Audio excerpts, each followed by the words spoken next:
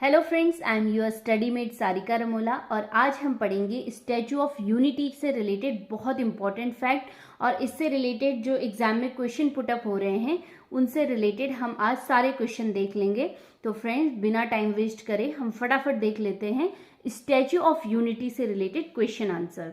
चलिए, जो statue of unity है ये भारत के प्रथम जो उप प्रधानमंत्री रहे और भारत के प्रथम गृह मंत्री रहे सरदार वल्लभ भाई पटेल, उनको समर्पित किया गया है ये statue of unity.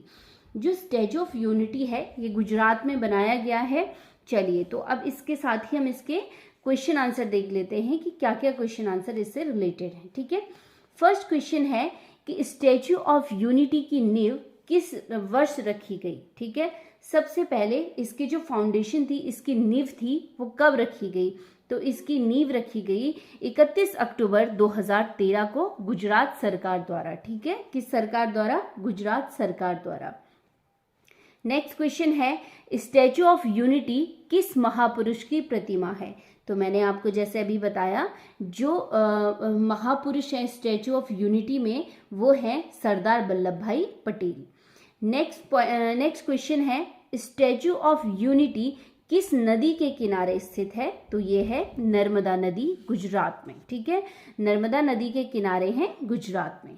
Next question है, स्टैचू ऑफ यूनिटी की ऊंचाई कितनी है? तो ये बहुत इंपॉर्टेंट है क्योंकि कई बार एग्जाम में भी पूछा जा चुका है।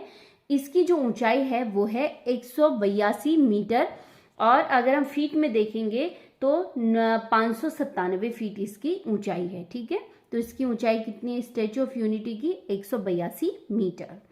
चलिए, नेक्स्ट पॉइंट है, विश्व की सबसे ऊंची प्रतिमा कौन सी है? तो विश्व की वर्तमान में जो सबसे ऊंची प्रतिमा है वो भी स्टैचू ऑफ यूनिटी है। ठीक है, statue of unity. Next point है, स्टैचू ऑफ यूनिटी से पहले दुनिया की सबसे ऊंची प्रतिमा कौन सी थी? ठीक है, ये बहुत इंपॉर्टेंट क्वेश्चन बन जाता है क्योंकि स्टैचू ऑफ यूनिटी से पहले कौन सी प्रतिमा सबसे ऊंची थी? तो वो थी बुद्ध की प्रतिमा जो 153 मीटर है और कहाँ पे है? चाइना में। ठीक है, बुद्ध का स्टैचू है चाइना में। अब ये सेकेंड नंबर पे आ गया है क्योंकि statue of unity first number पे आ गया है। चलिए, नेक्स्ट पॉइंट देख लेते हैं, स्टैचू ऑफ यूनिटी का डिजाइन किसके द्वारा तैयार किया गया? तो वो है मूर्तिकार राम सुतार। राम सुतार जो हैं वो भारत के प्रसिद्ध मूर्तिकार हैं, साथ ही इन्हें पद्म भूषण से भी सम्मानित किया जा चुका है राम सुतार को। नेक्स्ट पॉइंट है, जो स्टैचू ऑफ यूनिटी है इसका उद्घाटन कब किया गया? देखिए, ये तिथि बार बार पूछी जाती है। इसका जो उद्घाटन किया गया वो 31 अक्टूबर 2018 को नरेंद्र मोदी जी द्वारा किया गया। ठीक है, कब किया गया? 31 अक्टूबर 2018 को। जब इसकी नींव रखी गई वो कौन सी तारीख थी? 31 अक्टूबर 2013, गुजरात सरकार द्वारा। ठीक है, उद्घाटन किया नरेंद्र मोदी जी ने 31 अक्टूबर 2018 को। नेक्स्ट पॉइंट देख लेते हैं, स्टैचू ऑफ यूनिटी के लिए लोहा जुटाने के लिए किस ट्रस्ट का गठन किया गया? तो आप देखिए कि इसके लिए जो ट्रस्ट था वो था सरदार वल्लभ भाई पटेल राष्ट्रीय एकता ट्रस्ट। ठीक है, कौन सा? राष्ट्रीय एकता ट्रस्ट। जो किसान थे गांव में, उन किसानों से लोहा लिया गया इस स्टैचू के निर्माण के लिए। हालांकि इसके निर्माण में लोहे का प्रयोग नहीं किया गया, उसका प्रयोग फिर अन्य परियोजनाओं में किया गया। ज़्यादातर इसमें तांबे का और कांसे का प्रयोग किया गया इस स्टैचू में। तो इसीलिए जो ये ट्रस्ट है सरदार वल्लभ भाई पटेल राष्ट्रीय एकता ट्रस्ट, इसने ये काम किया था।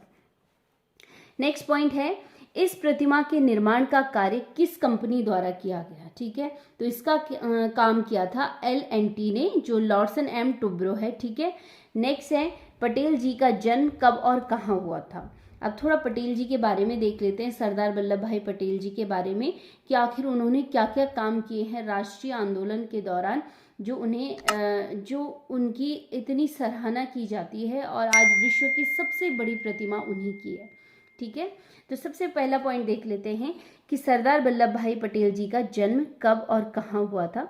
उनका जन्म हुआ था 31 अक्टूबर 1875 को नाडियाड, गुजरात में। ठीक है, तो आप देख रहे होंगे 31 अक्टूबर उनका क्या है? जन्म दिवस है, जिस दिन पर इस मूर्ति का अनावरण भी किया गया। नेक्स्ट है पटेल जी की मृत्यु कब हुई थी, तो उनकी मृत्यु हुई थी 15 दिसंबर 1950 को, ठीक है। नेक्स्ट पॉइंट देख लेते हैं, भारत के प्रथम गृह मंत्री व उप प्रधानमंत्री कौन थे, तो वो भी कौन थे, सरदार वल्लभ भाई पटेल, ठीक है। ये क्वेश्चन कई बार एग्जाम में पूछा जाता है।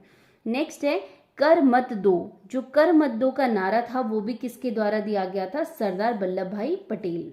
गुजरात की जो खेड़ा नामक स्थान है वहां पर सूखा पड़ने के कारण वहां पर फसल का उत्पादन अच्छा नहीं हुआ, लेकिन ब्रिटिश ने फिर भी क्या किया, लोगों पे, किसानों पे कर लगवाया उस पे, ठीक है। लेकिन सरदार वल्लभ भाई पटेल जी ने इसके लिए आंदोलन चलाया और इतना अंग्रेजों को विवश कर दिया कि बाद में उन्हें कर माफ करना पड़ा, ठीक है। तो उसी दौरान उन्होंने कौन सा नारा दिया था, कर मत दो का, ठीक है। नेक्स्ट पॉइंट है सरदार वल्लभ भाई पटेल द्वारा कब भारतीय राष्ट्रीय कांग्रेस अधिवेशन की अध्यक्षता की गई है। अगर आप बहुत सारे क्वेश्चन पेपर अगर आप सॉल्व करते हैं तो उसमें आपको बहुत ज़्यादा ये क्वेश्चन देखने को मिलेगा, ठीक है। तो सरदार वल्लभ भाई पटेल जी द्वारा भारतीय राष्ट्रीय कांग्रेस अधिवेशन की अध्यक्षता की गई 1931 में, कराची अधिवेशन, ठीक है, 1931 को, और वो कहाँ था अधिवेशन, कराची में, ठीक है।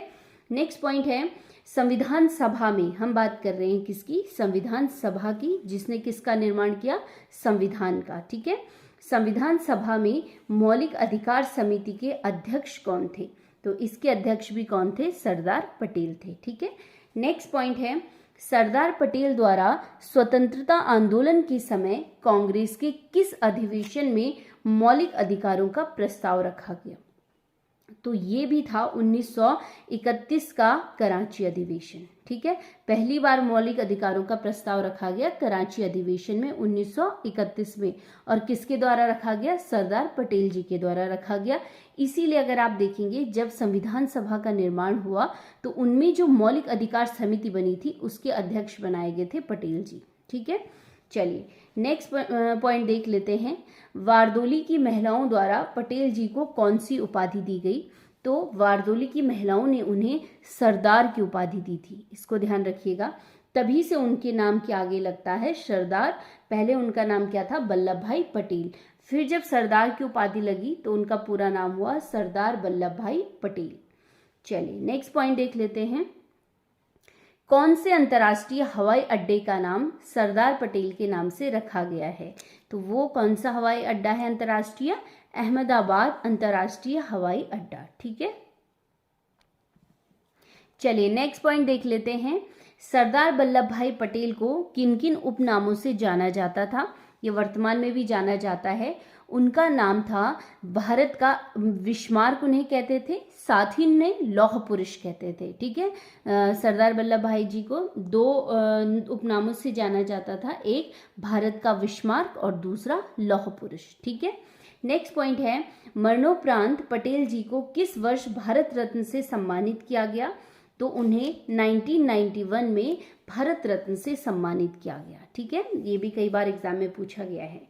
नेक्स्ट पॉइंट है स्टैचू ऑफ यूनिटी में किस धातु का लेप लगा हुआ है, जो पूरी प्रतिमा बनी है सरदार जी की उसमें किसका लेप लगा हुआ है, तो वो है कांस्य का, ठीक है, इसलिए इसे कांस्य प्रतिमा भी कहा जाता है। नेक्स्ट है स्टैचू ऑफ यूनिटी में कुल खर्चा, तो इसमें जो खर्चा हुआ है लगभग वो हुआ है 3000 करोड़ रुपए का, ठीक है, अप्रॉक्सीमेटली कहा गया है। नेक्स्ट है सरदार सरोवर बांध से स्टैचू ऑफ यूनिटी कितनी दूरी पर है, जो गुजरात में सरदार सरोवर बांध है उससे दूरी कितनी है, ये क्वेश्चन है, ठीक है। तो उसकी जो दूरी है वो है 3.2 किलोमीटर। चलिए नेक्स्ट पॉइंट है कि जो ये स्टैचू बना हुआ है स्टैचू ऑफ यूनिटी, ये कोई सरकारी परियोजना या सरकारी साझेदारी से नहीं बना है, बल्कि प्राइवेट और गवर्नमेंट दोनों के उससे बना है, ठीक है, माध्यम से बना हुआ है। तो इसमें क्या आएगा, सार्वजनिक और निजी साझेदारी से इस प्रतिमा का निर्माण किया गया है। अब हम आखिरी क्वेश्चन देख लेते हैं कि विश्व की सबसे ऊंची 3 प्रतिमाओं को हम देख लेते हैं। कई बार ये आ जाता है, ठीक है, सीक्वेंस के लिए क्वेश्चन आ जाता है, क्रम पूछा जाता है। तो सबसे ऊंची जो प्रतिमा है विश्व की वो है स्टैचू ऑफ यूनिटी, जिसकी ऊंचाई है 182 मीटर और कहाँ पे है, भारत में, और किसकी है, सरदार वल्लभ भाई पटेल की, ठीक है। दूसरी है स्प्रिंग टेम्पल बुद्धा, ये है 153 मीटर और चीन में है, किसकी है, महात्मा बुद्ध की, ठीक है, नाम से ही पता चल रहा है। तीसरी जो सबसे ऊंची प्रतिमा है वो है लेक्यून सेक्टियार, ये है 112 मीटर और कहाँ है, म्यांमार में, और किसकी है, लॉर्ड बुद्धा की है ये भी, ठीक है। तो चलिए देख लिया हमने 3 विश्व की सबसे ऊंची ऊंची प्रतिमाएं कौन सी हैं। तो वर्तमान में जो भारत की स्टैचू ऑफ यूनिटी है ये विश्व की सबसे ऊंची प्रतिमा बन चुकी है। तो अभी हमने देखे स्टैचू ऑफ यूनिटी से रिलेटेड बहुत इंपॉर्टेंट पॉइंट जो एग्जाम में हमें हेल्प करने वाले हैं। तो आप फटाफट से, छोटा सा वीडियो है तो आप इसको पूरा सुनिए और देखिए, इससे क्वेश्चन आंसर बनाइए। मिलते हैं हम ऐसे ही इंटरेस्टिंग वीडियो के साथ, तब तक के लिए धन्यवाद।